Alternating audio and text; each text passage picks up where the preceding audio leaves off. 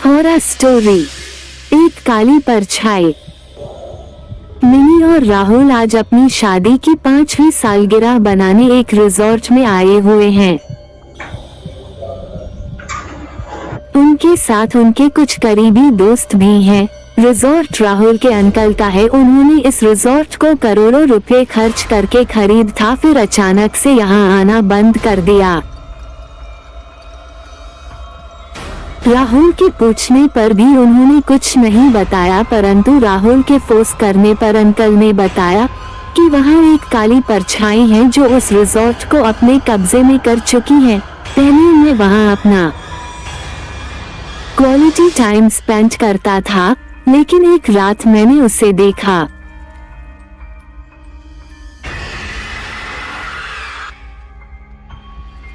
उसका शरीर कहीं नहीं था, सिर्फ उसकी परछाई मेरे नजरों के सामने टहल रही थी। उसके चलने के ढंग से ऐसा लग रहा था वो किसी का इंतजार कर रही हो। मैं जब तक जागता रहा वो मुझे दीवार पर टहलती हुई नजर आई। मैंने आज तक किसी को इस बारे में नहीं बताया। मुझे लगा या तो वो मेरा वहम है, और अगर हकीकत है तो मेरे पास कोई सबूत नहीं है। कहीं लोग मुझे पागल न समझे, इस डर से मैं वहां जाना बंद कर दिया। मैंने जिस दलाल के जरिए उस रिजॉर्ट को खरीदा था उसे इस बात का पता था वह ये रिजॉर्ट मुझे बेचकर विदेश में बस गया। अंकल, आप मुझे रिजॉर्ट की चाबी दो। जब तक मैं अपनी आंखों से नहीं देख लेता तब तक मैं प्रीत और काली परछाई को नहीं मानता, और आप चिंता नहीं करो, इस बार आपका रिजॉर्ट आपको ही गिफ्ट करूंगा, वो भी उस काले साई को वहां से भगाने के बाद। अंकल, राहुल बेटा, मुझे तेरी पढ़ाई पर कोई शक नहीं है। मुझे पता है तूने इन सब विषयों में डबल MA किया हुआ है, लेकिन बेटे तू मेरे जीने का इकलौता सहारा है। मैं तुझे उस मौत के मुंह में धकेल नहीं सकता। तू उस रिजॉर्ट में बिल्कुल नहीं जाएगा। ठीक है, नहीं जाता हूँ। आपने ये बोलकर कि आप मुझे मौत के मुंह में नहीं धकेल सकते, मेरी तंत्र मंत्र की विद्या का अपमान किया है। राहुल जाने लगा। अंकल ने रोका और अंदर से एक चाबी का गुच्छा लाकर उसके हाथ में रख दिया और बोले, बेटा मुझे तुझ पर पूरा भरोसा है। मुझे पता है तू मेरे रिजॉर्ट को उस काली परछाई के साये से मुक्त करा देगा। मिनी के पूछने पर राहुल ने बोला, अंकल को टाइम नहीं मिलता है अब यहाँ आने का। तुम तो जानती हो मिनी कितना काम रहता है उन्हें। मिनी, हाँ वो तो है।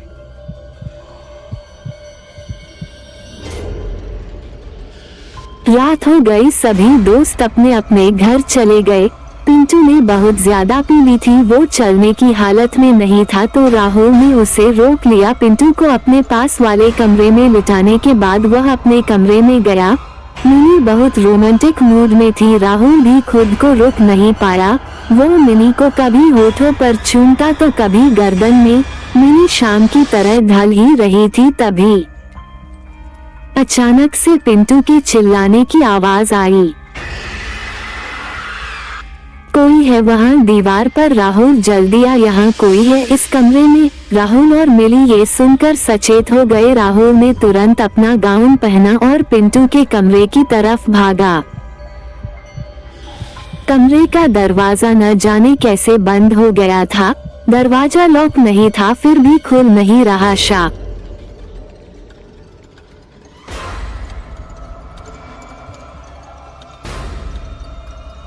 थोड़ी देर में मिनी भी वहां पहुंची। दोनों ने दरवाजे को जोर से धक्का मारा और दरवाजा अचानक से खुल गया। सामने पिंटू कुर्सी पर बैठा था, टेबल की तरफ मुंह करके, लेकिन उसका चेहरा 180 डिग्री में घूमा हुआ था। उसके चेहरे पर पसीना आ रहा था और वो कुछ बोल नहीं रहा था। मिनी ने जैसे ही ये सब देखा वह भाग खड़ी हुई। राहुल समझ गया था जो काली परछाई इस कमरे में थी वो पिंटू के अंदर आ गई है और वो पिंटू का ही इंतजार कर रही थी। काली परछाई वह आत्मा होती है जिन्हें कुछ बुरे लोग तंत्र मंत्र से अपने कब्जे में कर लेते हैं और जादू टोना करके उसे उस इंसान की देह में पहुंचा देते हैं जिनको परेशान करने के लिए उन्हें पैसे मिले हो। ये बात राहुल ने तंत्र मंत्र की विद्या लेते समय अपने गुरुजी के मुंह से सुनी थी और इस तरह के तंत्र मंत्र का जिक्र तंत्र मंत्र की विद्या सिखाने वाली एक किताब में भी हुआ है। जो आत्मा को वश में करके उसे काली परछाई बना देते हैं वे दीर्घदर्शी होते हैं। उन्हें पता होता है उनका शिकार एक दिन इस जगह पर जरूर आएगा। वे आत्मा को वश में करके छोड़ देते हैं। वह आत्मा किसी और को नुकसान नहीं पहुंचाती, लेकिन जिसके नाम की होती है जब तक उसकी जान न ले ले तब तक उसका साथ नहीं छोड़ती।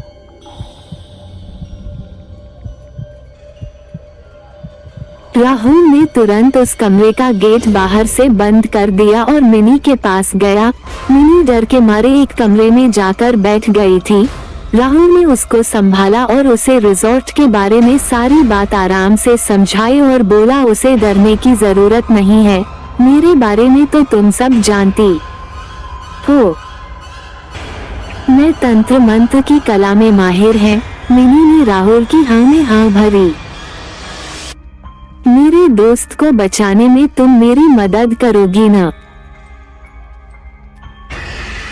मिनी ने अपने चेहरे का पसीना पोंछते हुए राहुल को गले लगा लिया और बोली तुम जो कहोगे मैं करूंगी, लेकिन पिंटू बहुत अच्छा लड़का है, उसे जिंदा बचाना है। उधर उस आत्मा ने दूसरे कमरे में मौत का तांडव शुरू कर दिया। अंदर से ऐसी आवाजें आ रही थी मानो कोई पिंटू को इधर से उधर पटक रहा है। राहुल ने कमरे के बाहर अपना आसन लगाया और करीबन 1 घंटे के कठिन जाप के बाद उसने कमरे के बाहर एक सुरक्षा रेखा खींच दी ताकि वह आत्मा बाहर न आ सके। अंदर से पिंटू की चीखने की आवाजें लगातार बढ़ती जा रही थी। राहुल ने मिनी को बुलाया और कहा अब मैं गेट खुलने जा रहा हूँ, तुम तैयार रहना। अंदर जैसा नजारा तुमने पहले कभी नहीं देखा होगा।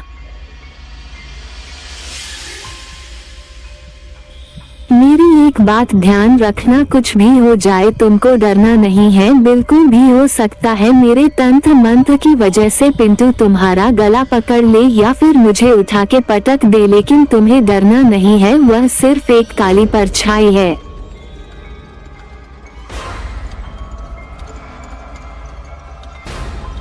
और जैसे ही वह पिंटू का शरीर छोड़ेगी, पिंटू की जान बचाने के लिए मुझे तंत्र मंत्र की विद्या से उसे अपनी सारी ताकत देनी होगी। शायद मैं 2 दिन तक होश में नहीं रहूंगा। वह आत्मा जाते जाते अपना डरावना रूप भी धारण करेगी। तुम्हें उसका शरीर नहीं दिखाई देगा परंतु उसकी परछाई बहुत भयानक होगी। तो अपना ध्यान रखना, अगर तुम आखिरी तक मेरे साथ रही तो हम ये जंग जीत लेंगे। अगर तुम डर गई तो मैं हार मान जाऊंगा और मुझे अपना आसन छोड़कर तुम्हें लेके बाहर आना पड़ेगा। अगर हम कल सुबह तक बाहर नहीं आए तो हम इस जादुई रेखा की वजह से उस कमरे में ही बंद हो जाएंगे।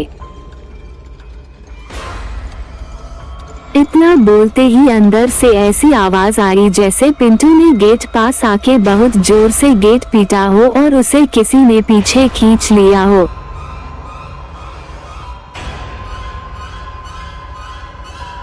राहुल ने हड़बड़ा के गेट खोला। पिंटू बुरी तरह से घायल हो चुका था। राहुल को देखते ही पिंटू घिसकते हुए राहुल की तरफ बढ़ने लगा। तभी उस परछाई ने उसे वहीं रोक दिया। वो आगे आने के लिए दम लगाता लेकिन आगे नहीं बढ़ पाता। मिनी पिंटू को देखते ही रोने लगी। राहुल ने उसे शांत कराया और बोला डरना नहीं है। राहुल ने बिना देर किए कमरे के बीच में आसन लगाया। मिनी को उसके साथ रहने के लिए कहा।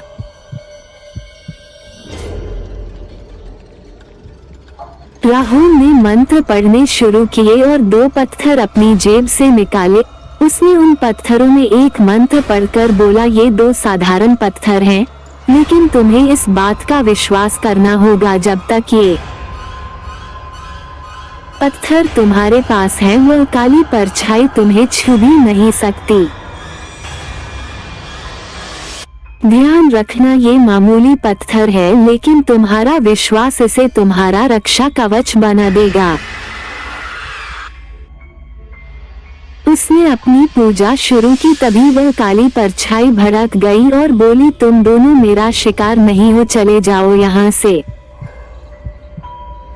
मैं इस लड़के को लेने आई हूँ, इसकी जान लेकर मैं चली जाऊंगी। राहुल ने भी चिल्ला के बोला, मैं तुझे मेरे दोस्त को ले जाने नहीं दूंगा। अगर तू बुरी शक्ति के वश में है तो मैंने भी अच्छी शक्तियों का ज्ञान लिया है। इतने में काली परछाई बोली, अब तू देख मौत का तांडव।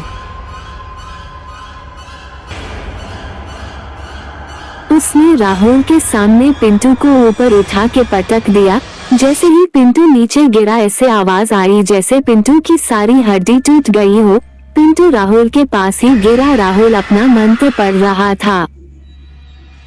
पिंटू को देखते ही एक पल को वह भयभीत हो गया, लेकिन मंत्र उच्चारण रुकने नहीं दिया।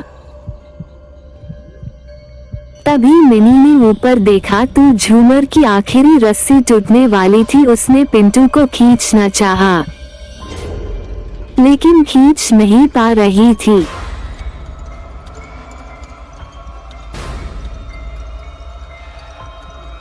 तभी उसने वह पत्थर अपने सामने किया और बोली, मैं जानती हूँ तुम पत्थर हो और आज तक कभी पिघले नहीं हो, पर मुझे तुम्हारे ऊपर पूरा विश्वास है कि आज तुम मेरी पूरी मदद करोगे। मेरे विश्वास में अपनी जान डालो और इस काली आत्मा के साए को पिंटू से कुछ देर के लिए दूर कर दो।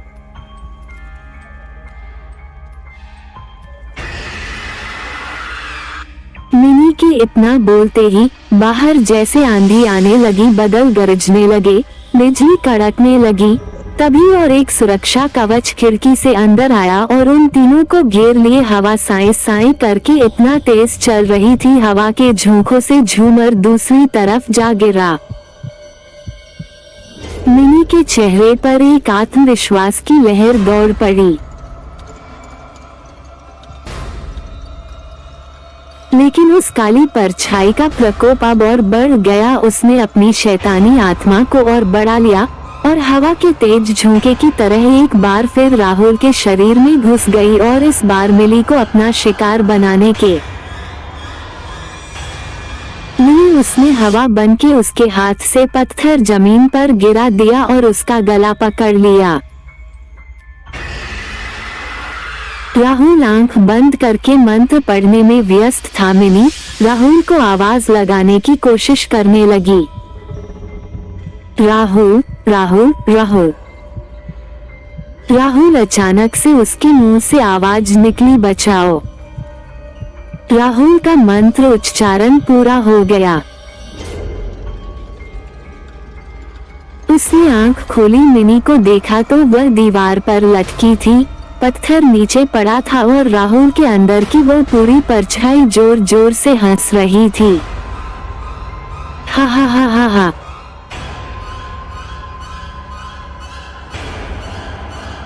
राहुल ने उसकी तरफ क्रोध से देखा तो पिंटू के सर से बहता खून, उसकी एक आंख जो उस आत्मा ने फोड़ दी थी और खून से रंगी तालती शर्ट, बीच के टूटे हुए दांत और चेहरे पर पड़े खरोंच के निशान।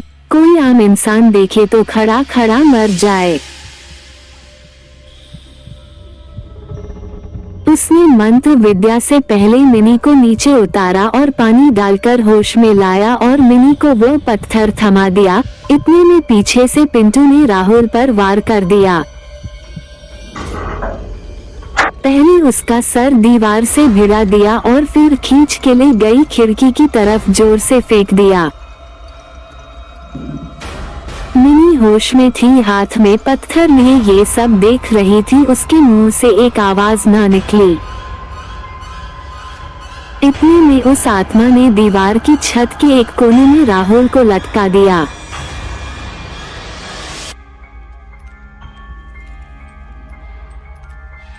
इस बार मिनी में न जाने कहां से अपार शक्ति आ गई। वह खड़ी हुई और पत्थर को अपने सामने रखकर महामृत्युंजय जाप पढ़ने, तभी उस छोटे से पत्थर से उसने पिंटू के वार किया और पिंटू के शरीर से वह काली परछाई निकल गई। पिंटू वहीं गिर गया। मिनी ने वह पत्थर राहुल की तरफ किया। राहुल नीचे गिरा और उसे होश आ गया। अब राहुल ने अपने मंत्र से इकट्ठा की हुई सारी शक्ति उस कमरे में फैला दी और वह काली आत्मा राहुल के मंत्र की शक्ति से उस कमरे के एक कोने में कैद हो गई और जोर जोर से चीखने लगी, छोड़ दी मुझे, वरना मेरा आका मुझे मुक्ति नहीं देगा और मैं सदा के लिए इस योनि में कैद रह जाऊंगी।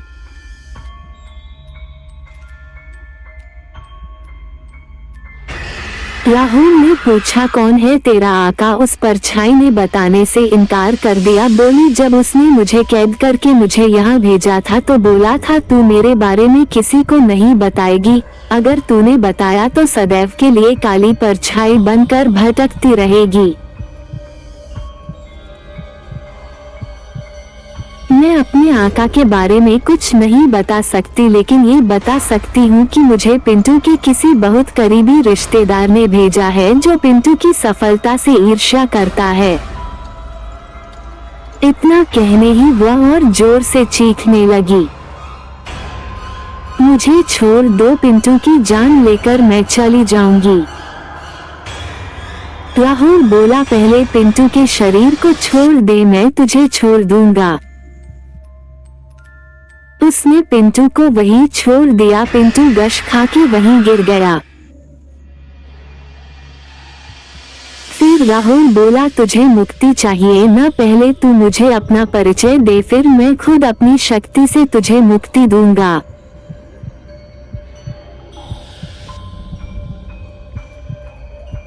इस पर वह आत्मा बोली, मेरी मौत एक कार एक्सीडेंट में हुई थी। मैं मृत्यु के पश्चात अपने कर्मों के फल से स्वर्ग लोक की तरफ जा रही थी।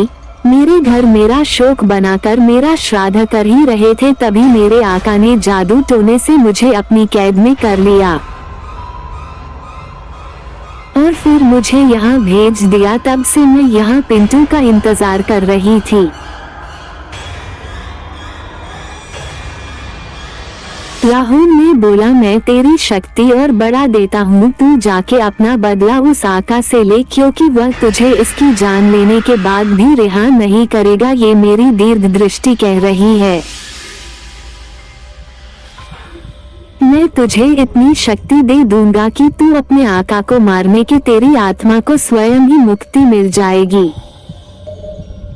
इतना कहकर राहुल ने उस बुरी आत्मा को अच्छी शक्ति देने के लिए राहुल ने मंत्र जाप करना शुरू किया।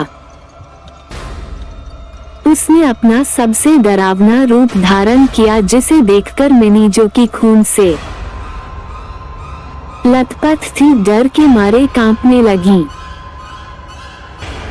तभी उसको राहुल की बात याद आई। उसने खुद को संभाला। थोड़ी ही देर में वह काली परछाई खिड़की के रास्ते बाहर निकल गई और राहुल वहीं बेहोश हो गया। कुछ देर बाद उसने देखा राहुल के शरीर से एक रोशनी पिंटू के शरीर में जा रही है। खिड़की के बाहर सूरज खिलने के पहले की लालिमा छाने लगी और तभी राहुल उठ खड़ा हुआ। वह बिल्कुल ठीक हो गया था। कमरे का ये हाल देखकर पिंटू बोला, लगता है राहुल ने कल बहुत ज्यादा पी ली, देखो क्या हाल कर दिया है कमरे का। मैं जब से इसे जानता हूँ ये पीने के बाद पागल हो जाता है भाभी। तभी पिंटू की नजर मिनी पर गई। उसके सर से खून बह रहा था। पिंटू ने पूछा, ये क्या हुआ भाभी? और आगे बढ़ा तो उसके हाथ पैर में अजीब सा दर्द था। वह समझ गया ये शराब का नशा नहीं है, यहाँ कुछ और ही हुआ है। इतने में मिनी बोली, भैया आप जरा मेरी मदद करेंगे राहुल को मेरे कमरे में ले चलने में। पिंटू, हाँ भाभी चलिए। राहुल को देखकर पिंटू ने पूछ ही लिया, कल रात यहाँ क्या हुआ था भाभी? मिनी मुस्कुराई और बोली, इन्हें होश में आ जाने दो, यही तुम्हें सब बताएंगे। बोलकर दोनों ने राहुल को उसके बेड पर लेटा दिया और बोला, मैं डॉक्टर को लेकर आता हूँ। 3 दिन बाद राहुल को होश आ गया। उसने पहले पिंटू को सारी बात बताई, फिर घर जाके अंकल को चाबी थमा दी और बोला, अब आपका रिजॉर्ट सेफ है। काली परछाई समाप्त। Like, share, subscribe now. मेरा ये चैनल सब्सक्राइब करें और मेरे हर अपडेट आपको मिले, इसके लिए बेल आइकन जरूर दबाइएगा। आप सभी को मेरी ढेर सारी शुभकामनाएं।